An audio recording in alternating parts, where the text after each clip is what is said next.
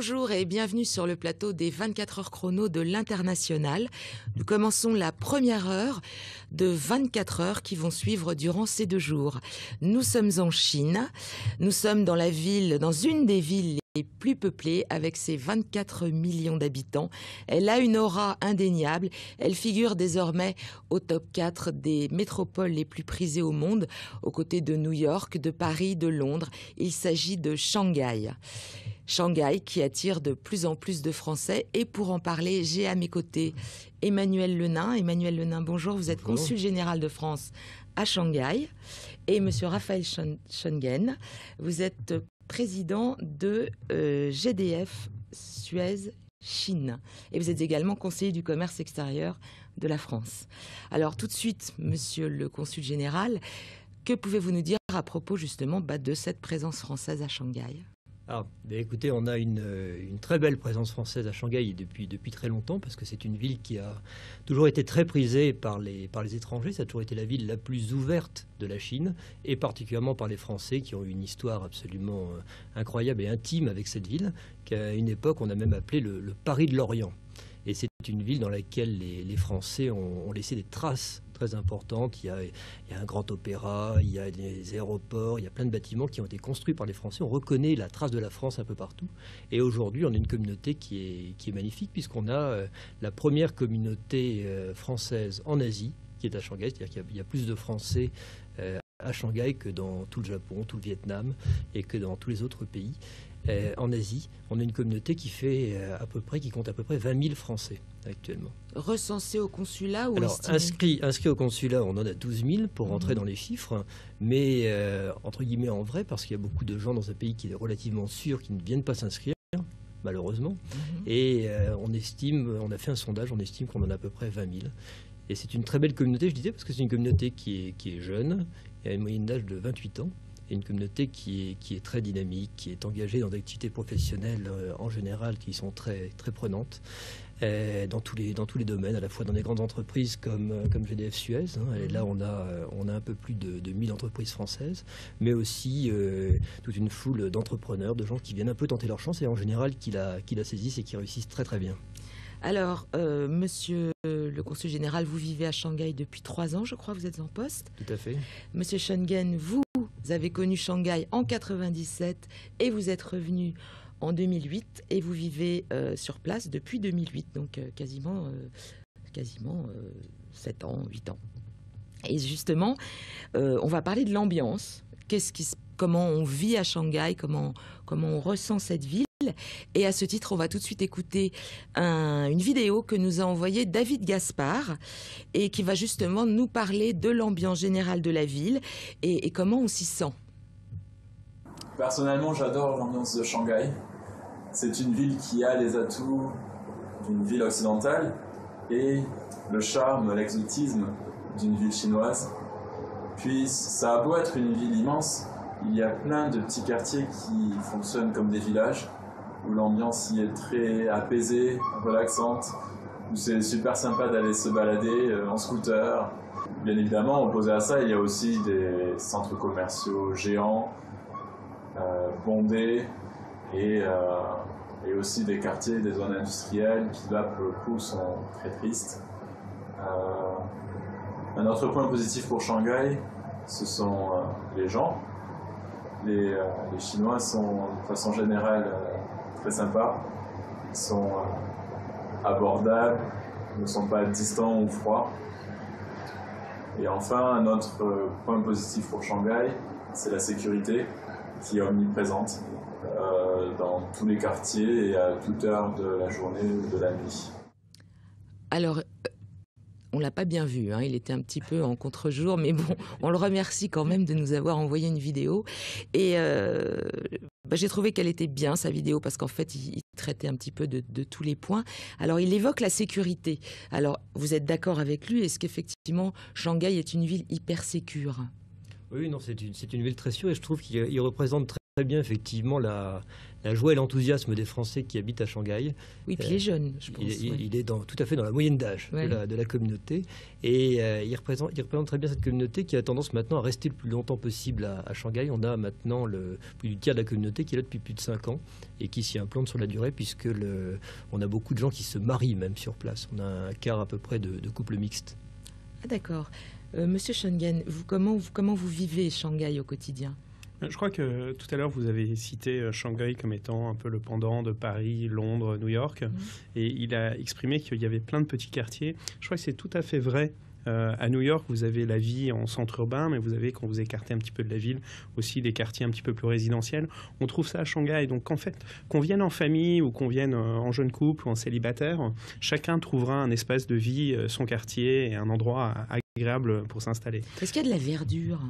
C'est une très bonne question. Alors, c'est une très très bonne question. Parce qu'on s'imagine des buildings de verre. Alors, la ville a fait énormément d'efforts au moment de l'exposition universelle, dont le thème était une meilleure ville, une meilleure vie. Et donc, ils ont beaucoup cherché à verdir des espaces. Ils ont même détruit certains bâtiments pour ajouter de la verdure. Et quand on fait une distinction entre la partie... Alors, il y a un fleuve. C'est une ville très agréable parce qu'il y a un fleuve, comme à Paris. Et quand on fait la distinction entre la partie ouest et la partie est, des nouveaux quartiers qu'on voit souvent à la télévision, ce Pouton avec des gratte-ciels, ce sont des zones, c'était des anciennes zones de marécage qui ont été asséchées. Et là, ils ont pu tracer des grandes artères. Il y a beaucoup d'arbres, il y a beaucoup de parcs. C'est beaucoup plus aéré que le centre. Et dans le centre, ils ont quand même fait beaucoup d'efforts. Puis je dois dire que toute la partie ancienne de la ville française, c'est une ville avec beaucoup de platanes. Et la résidence du consulat, elle est située en centre-ville, elle est un peu excentrée ? Non, elle est au cœur de la concession. Il y a un petit jardin, mais ça ne suffit pas à faire évidemment l'espace vert de Shanghai. Et ce que dit Raphaël est très juste, hein, c'est-à-dire que c'est une ville qui est en train de dessiner le modèle de ce que pourrait être la ville du XXIe siècle, et donc qui est en train de progresser. C'est une ville industrielle à l'origine, hein, c'était le cœur de l'industrie en Chine, et elle est en train de se transformer vers une métropole de services, et une métropole qui arrive à avoir un développement un peu plus durable. D'accord. On va dire, je m'excuse, mais malheureusement notre émission est assez courte, donc on aurait bien aimé pouvoir en parler des heures, mais on ne va pas pouvoir. Le coût de la vie, donc, il semblerait que, on m'a dit, hein, c'est un peu Lyon. Je crois que c'est une bonne description que de dire c'est en ligne avec les grandes métropoles européennes ou occidentales. On m'a dit également que le logement, pareil, un peu les mêmes tarifs que ceux pratiqués à Lyon. C'est-à-dire que ce serait 50% moins cher qu'à Paris. Vous êtes d'accord ? Ça dépend de où on souhaite habiter. C'est ce qui était dit dans le reportage, c'est-à-dire que c'est une ville avec des quartiers très spécifiques et très différents. Donc les prix peuvent varier du simple au double, oui. Du simple au quadruple, ou voire plus entre les quartiers. Oui. D'accord, ok. Et alors scolarité, là vous allez nous en dire 2-3 mots. Il y a un lycée français à Shanghai. Il y a un très grand lycée français qui a commencé il y a quelques années avec une seule classe et qui aujourd'hui compte 1700 élèves. Et chaque année, nous sommes obligés de repousser les murs pour accueillir tous les nouveaux arrivants. Mais c'est un excellent lycée qui a des résultats évidemment excellents, puisqu'on a 100% de réussite, énormément de mentions, mais surtout qui est très innovant dans les méthodes pédagogiques, puisqu'il a l'intelligence d'essayer de faire profiter les élèves de la culture chinoise. On a beaucoup de sections bilingues, en français et en chinois, aussi en français et en anglais, et avec des méthodes pédagogiques très innovantes. Parfait. Monsieur le consul, merci d'avoir été avec nous. Nous allons tout de suite écouter un sujet qui a sensiblement été abordé par monsieur le consul tout à l'heure et par Raphaël, à savoir tous ces jeunes qui sont présents, tous ces jeunes qui veulent aller à Shanghai, ils ont besoin d'un visa. Donc, on va tout de suite écouter une vidéo qui va justement nous expliquer quels sont les visas existants et une problématique qui concerne celle du visa Z, qui est donc le visa de travail. On écoute tout de suite cette vidéo et on se retrouve tout de suite après. Il faut en général anticiper également l'âge du demandeur de visa. En effet, l'âge légal de la retraite en Chine est généralement considéré de 50 ans pour les femmes et 60 pour les hommes. Il y a une distinction à ce niveau-là. 55 ans pour les femmes qui ont un poste de cadre. Et on a constaté lors de différentes demandes de visa pour les travailleurs, notamment le visa Z, qu'il peut être compliqué d'obtenir une autorisation de travail lorsqu'on approche ces limites d'âge. Ainsi, un travailleur de 50 59 ans ou 60 ans pourra avoir des difficultés à obtenir une autorisation de travail ou une autorisation de résider en Chine ou de se voir renouveler cette autorisation lorsqu'il atteint cet âge légal de 60 ans. Alors, nous revoici sur le plateau. On vient d'écouter une vidéo et on accueille Monsieur Rémi Charachon. Vous avez vous avez dirigé Air Liquide Chine pendant 9 ans. Tout à fait. Voilà. Et vous êtes toujours chez Air Liquide maintenant, mais vous occupez un poste différent. En 2 mots, vous êtes vice-président de Industrial Merchant World Business Line. Tout à fait. Donc c'est une branche de Air Liquide. Tout à fait. C'est une des 4 business lines du groupe Air Liquide avec une responsabilité mondiale, dont la Chine. Voilà. Et vous êtes également conseiller du commerce extérieur de la France. Tout à fait. Alors, à propos de ces visas, donc, on vient d'apprendre qu'effectivement, passé l'âge de 59 ans, si on a un visa de travail, on nous demande de quitter la Chine. Alors, vous l'avez, enfin pas vécu, mais est-ce que vous avez des proches autour de vous qui ont vécu cette problématique-là ou pas? Alors, oui, c'est un cas réel, mais il faut aussi voir une chose, c'est que la Chine cherche des talents. Donc à partir du moment où vous avez des talents très spécifiques, même à 60 ans oui, il y a des dispositions qui font que des experts qui sont recherchés pour accompagner le développement de la Chine peuvent rester et peuvent continuer à travailler. Donc il ne faut pas voir ça, ça fait partie du système chinois, qu'à 60 ans, il y a la retraite, et donc le marché du travail fait en sorte que les personnes à 60 ans se retirent. Mais quand on a des compétences spécifiques, on peut trouver à continuer. Tout à fait. Dans les domaines techniques, comme nous sommes industriels, donc il n'y a normalement pas de problème de faire ce genre de transfert. Donc c'est-à-dire quand vous voulez embaucher des Français aussi, vous n'avez pas trop de soucis pour obtenir les visas Avec ces qualifications, bien entendu. Bien sûr. Nous, on a un cas précis et c'est quelqu'un de très utile à la Chine. Et donc, parce que on a beaucoup médiatisé là récemment les problématiques liées au visa, notamment pour les jeunes, les stagiaires qui veulent aller en Chine, qui rencontrent des problèmes maintenant assez conséquents. Pourquoi vous pensez cette loi donc est sortie au mois d'août, une nouvelle loi? Pourquoi vous pensez qu'ils aient durci comme ça les conditions d'obtention? Je pense de toute façon qu'il y a une volonté comme beaucoup de pays, de défendre leur marché du travail. Donc, il y a cette règle où il faut avoir 2 ans d'expérience pour avoir un visa de travail. Donc, c'est sûr que pour les stagiaires, il y a beaucoup de demandes, mais s'ils n'ont pas ce pédigré, entre guillemets, ils n'auront pas leur visa. Donc, il faut le savoir. Je pense que c'est important. Alors après, pourquoi il y a cette loi? Est-ce que nous, du côté français, on a aussi durci un certain nombre de règles? Il y a souvent des contreparties qui se font d'un point de vue diplomatique. Un petit peu œil pour œil, dent pour dent. Parfois, oui. C'est culturel, ça, parce que je crois que ce qu'il faut vraiment retenir, c'est au moment de la crise, la Chine, comme d'autres pays, a du mal à placer ses nouveaux étudiants sur le marché. Il se trouve que je représente notre CEO au conseil des trustees d'une des grandes universités de Shanghai. Et il y a eu des discussions sur, oui, on est en concurrence, le monde évolue, les sociétés souffrent un petit peu, elles ont du mal à prendre nos jeunes diplômés.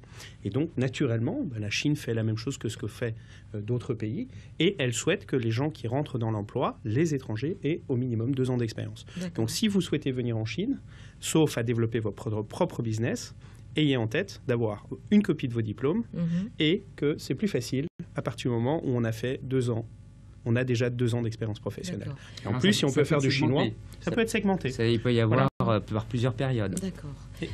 Alors, je m'excuse, mais on va garder un petit peu de temps pour parler des différences culturelles, justement, que vous avez quelque part évoquées en parlant de cette relation, ce rapport de force, en fait, qui peut vite exister avec les Chinois.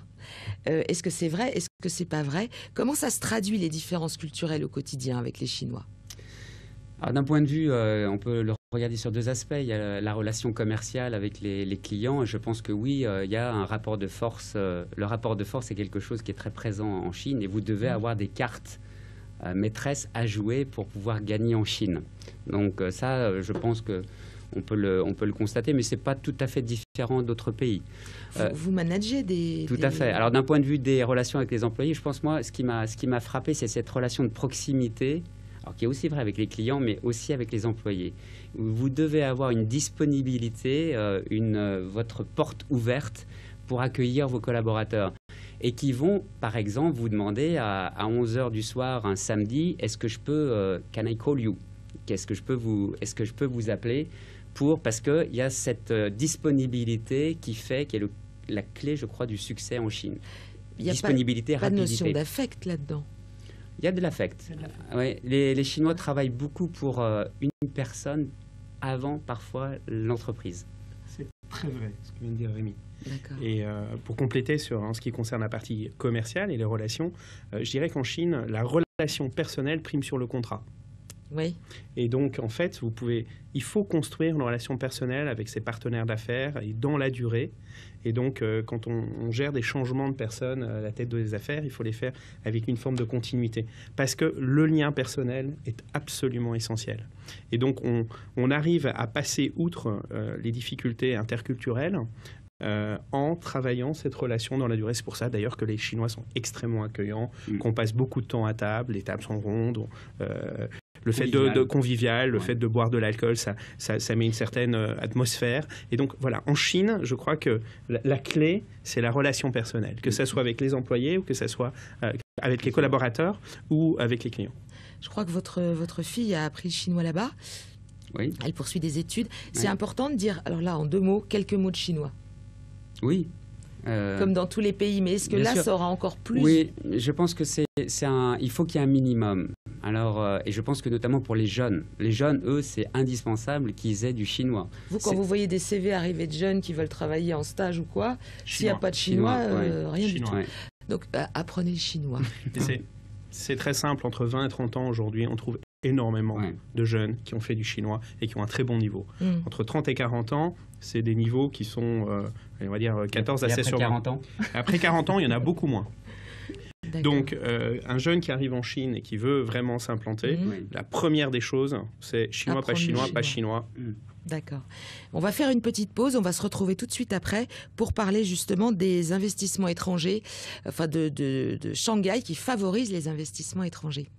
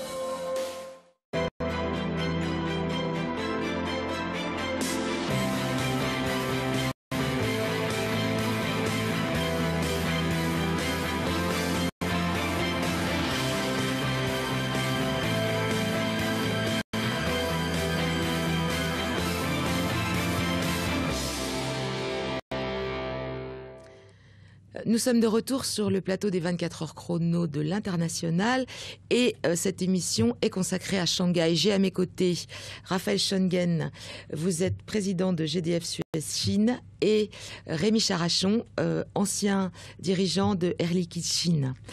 Tout de suite, on va parler de la promotion que fait Shanghai auprès des investisseurs étrangers. Et à ce titre, on va écouter une vidéo d'un de vos collègues, puisqu'il s'agit d'un CCE lui aussi, Bertrand Régnier, qui est chez Ernst & Young dans le French Business Network. On l'écoute. Depuis septembre de cette année, il est très clair que Shanghai veut s'imposer comme la vitrine des réformes économiques de la Chine, notamment sur l'investissement étranger. Pourquoi? Puisque Li Keqiang, le Premier ministre, a porté à bout de bras le projet de la Shanghai Free Trade Zone, la zone franche de Shanghai qui se situe dans la partie est, dans le quartier de Pudong. L'objectif est très clair, c'est d'augmenter le volume de business, de simplifier. Alors, pour le moment, nous sommes dans une définition des grandes lignes de ce que va être la Shanghai Free Trade Zone. La connaissance des détails n'est pas encore réellement connue, mais il est évident que sur des sujets comme celui de la libre convertibilité du yuan dans la zone franche, sur des sujets comme une limitation des restrictions de l'investissement étranger, notamment dans des secteurs comme celui des institutions financières, des actions vont être menées. Alors, est-ce qu'on pourrait évoquer justement un petit peu ces efforts que la ville de Shanghai fait pour attirer des investisseurs? Peut-être une première chose, la ville a depuis plus d'une dizaine d'années un conseil des investisseurs internationaux avec des grands CEO, donc d'ailleurs Gérard Mestrallet, le président de GDF Suez. Tous les ans, ils interrogent ces investisseurs, qu'est-ce qu'il faut faire. Donc ils ont une politique vraiment très très fortement tournée vers l'accueil des grandes entreprises et petites entreprises internationales. La nouvelle zone, c'est une nouveauté. Oui, c'est un test. Non, ce n'est pas un effet d'annonce. C'est vraiment, on voit qu'au fil des semaines, c'est de plus en plus structuré. Donc c'est très simplement rendre les choses beaucoup plus simples à une petite échelle dans un petit espace géographique. Et donc améliorer les processus d'enregistrement des entreprises, leur simplifier la vie d'un point de vue bancaire, financier, import-export, et leur permettre, en s'implantant sur cette zone-là, de commercer avec le reste de la Chine, d'avoir des activités au départ de cette zone avec le reste de la Chine. Donc vous pouvez employer facilement des gens, vous pouvez faire des choses beaucoup plus facilement. Et c'est un processus en mouvement, mais qui a vocation ensuite, si ça réussit, à être implémenté à d'autres endroits. Combien de temps à peu près? C'est un processus continu, comme beaucoup de choses en Chine. Donc on ne sait pas à quelle vitesse. Long? Non. La Chine nous a donné d'expérience que les choses se font assez rapidement. Oui, puisqu'on peut dire la Chine a toujours été, je dirais, assez innovante en matière justement de concepts, mais aussi en utilisant ce qui existait. Au départ, la Chine a créé des parcs industriels en utilisant le modèle singapourien. Donc il y a toujours cette volonté, je pense, d'essayer de faire les choses le mieux possible pour les investisseurs. Je crois qu'il y a cette volonté attirer, faciliter aussi les investisseurs. Alors justement, on parle de facilité, on va aussi parler de problématiques, des problématiques d'implantation. Et à ce titre, on va écouter une vidéo que nous a envoyée Thomas Coupa, qui est sur place et qui nous parle donc des problèmes relatifs à l'implantation quand on est un entrepreneur français et qu'on arrive là-bas. Chers amis de France, bienvenue à Shanghai. Nous sommes ici devant mes bureaux.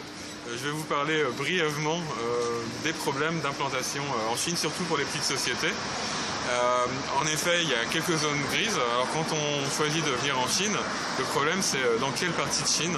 Est-ce qu'on s'implante dans une grande ville, dans une zone un peu plus industrielle, ou bien dans une des villes tiers telles que Chengdu ou Dalian? Évidemment, ça c'est des questions. Parce que le gros problème en Chine, c'est le manque d'harmonisation en fait entre les règles, entre les provinces, les villes, même les quartiers. Et donc il faut évidemment faire pas mal de recherches avant. Le conseil, c'est quand même d'aller voir les chambres de commerce, si possible des avocats, de rencontrer le maximum de gens. Mais vraiment, le manque d'harmonisation entre les systèmes légaux et le système de taxes entre les différentes provinces, c'est vraiment ce qu'il y a de plus, on va dire, le plus gros challenge en Chine. Alors, je voyais que vous aviez envie de réagir, Rémi. Effectivement, donc le manque d'harmonisation, c'est ça la problématique principale quand on veut monter sa société en Chine.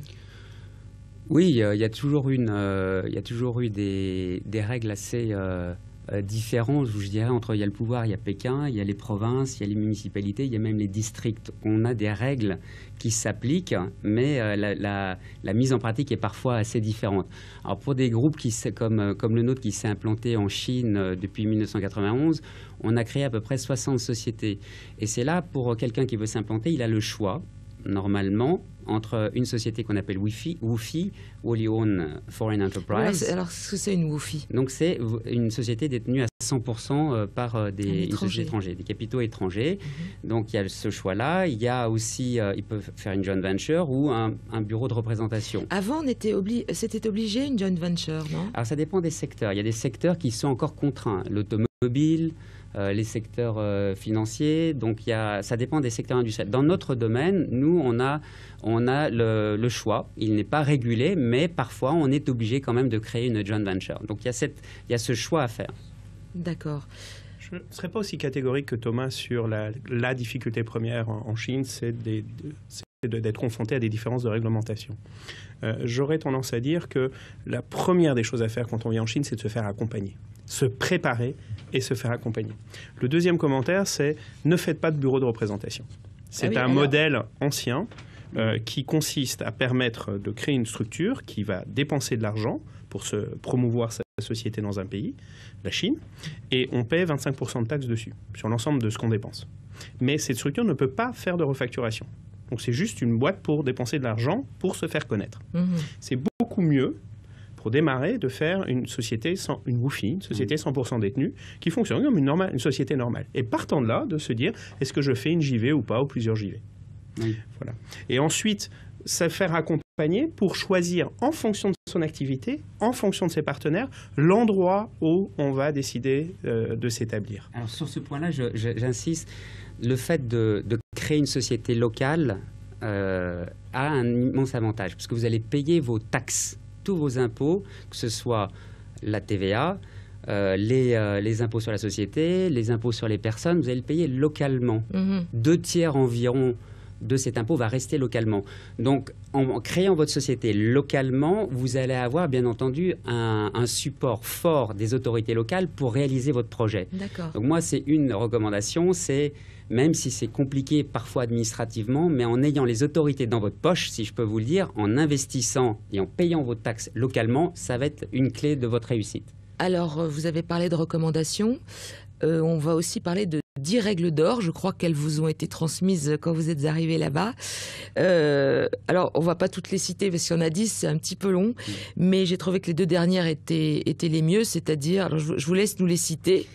Je vais peut-être commencer par les 2 premières, oui. Parce que sinon les 2 dernières sont alors, un peu difficiles à comprendre. Tout est possible. Tout est possible. La première règle, tout est possible, et c'est vrai, on le voit, notre expérience le montre. Mais aussi, la deuxième, tout est compliqué. Rien n'est facile. C'est vrai, rien n'est facile, on le voit, les démarches, le manque d'homogénéité entre les règles, l'application différente, etc. Ouais. Et puis la 9e et la 10e, c'est que quand vous êtes désespéré, vous revenez à la première, tout est possible, mais par contre, si vous êtes trop optimiste, et là je crois que c'est un danger, il faut revenir à la deuxième, tout est compliqué, rien n'est facile, et je crois que c'est ça, il faut anticiper en Chine, il faut toujours essayer de voir ce qui peut arriver, sans être schizophrénique bien entendu, mais il faut un petit peu. Alors justement, il y en a une 8e qui est assez sympathique et pour laquelle on va d'ailleurs avoir une vidéo. Nouvelle loi est un moyen pour éviter de faire quelque chose ou encore de vous le faire faire.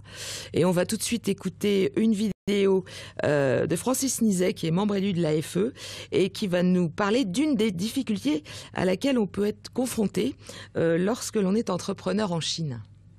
Reconnaissons-le tout de même, contrairement à d'autres pays asiatiques, les contrats ne sont pas toujours bien respectés, même lorsqu'ils sont signés. On va dire qu'il n'y a pas forcément toujours une grande loyauté contractuelle dans l'application de ces dispositions, de ces conventions. Monsieur Charachon, vous êtes d'accord avec ce que vient de dire Monsieur Nizet? Pas tout à fait. Pas tout à fait. Nous, Air Liquide, on investit sur le long terme. Donc, on a des contrats à long terme de 15 ans. Et on voit que d'une manière générale, nos contrats sont respectés. Alors c'est vrai qu'on est une grande entreprise, mais je crois que, et tu l'as dit tout à l'heure, il y a la relation client est primordiale. C'est-à-dire que vous avez le contrat que vous avez signé à un moment donné, mais pour le chinois, il reflète aussi une situation à un moment donné. Donc vous devez sans arrêt accompagner, avoir cette relation avec votre client pour anticiper les problèmes, les régler au fil de l'eau. Donc il y a un cadre qu'il respecte, mais vous devez absolument avoir cette relation de proximité. Quand il y a un problème contractuel, nos contrats sont respectés. Mais quand il y a un problème... Vous êtes des grands groupes tous les deux aussi. Oui, mais je dirais que, et je suis tout à fait d'accord avec le commentaire de Rémi, c'est un contrat en Chine reflète la réalité d'une situation à un moment donné. Ensuite, il y a une vie. C'est comme une famille ou un couple. La famille évolue. Et ensuite, il y a une autre réalité qui s'est développée. Et donc, il faut pouvoir être prêt à dire « je vais faire un avenant à mon contrat » ou « je vais écrire des choses sur une base différente » parce qu'en Chine, les gens sont avant tout pragmatiques. Et tout est en perpétuelle évolution. Et donc, il arrive, effectivement, et c'est perçu dans le monde occidental.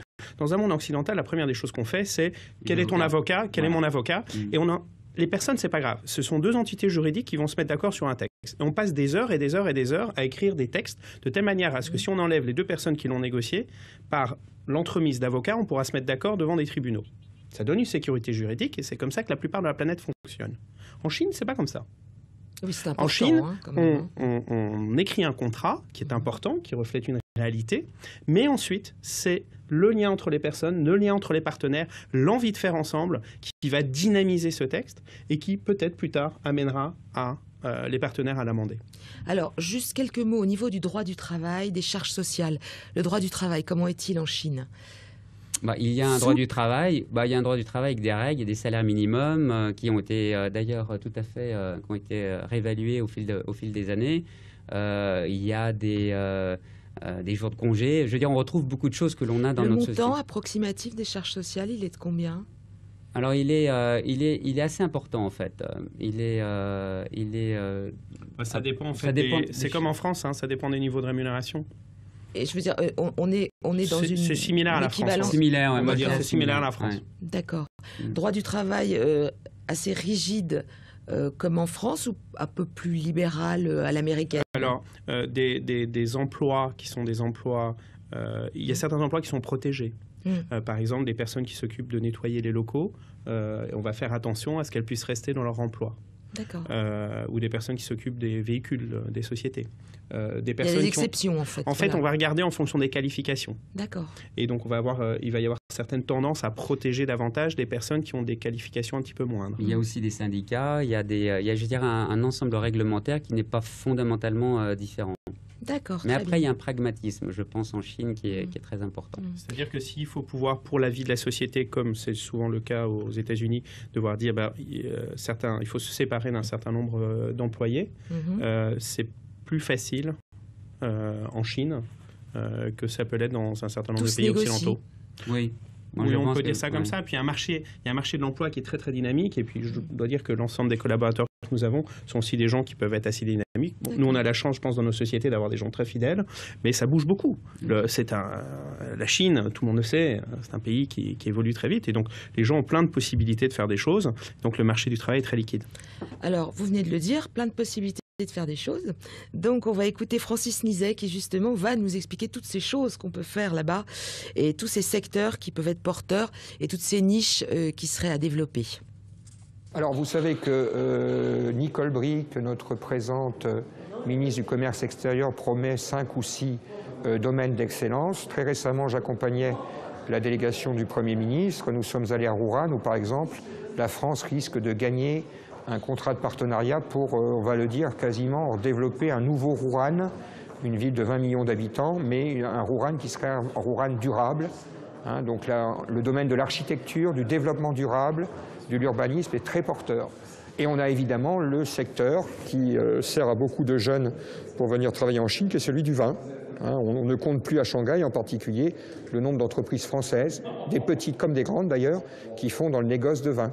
Voilà. Mais ce qu'il faut savoir à Shanghai, c'est que l'imagination de nos jeunes Français est telle que des niches auxquelles on ne penserait même pas sont développées. Je pense à une en particulier, qui est celle, entre autres, de la décoration des chambres des très grands hôtels au moment des visites présidentielles de M. Carter ou M. Sarkozy. Il y a par exemple une entreprise française qui s'est spécialisée dans la constitution de petits bouquets de prestige pour décorer par exemple les chambres d'hôtel des grands de ce monde. Voilà un exemple de l'imagination de nos jeunes entrepreneurs en Chine. Donc beaucoup de jeunes PME à Shanghai qui visiblement ont des idées formidables.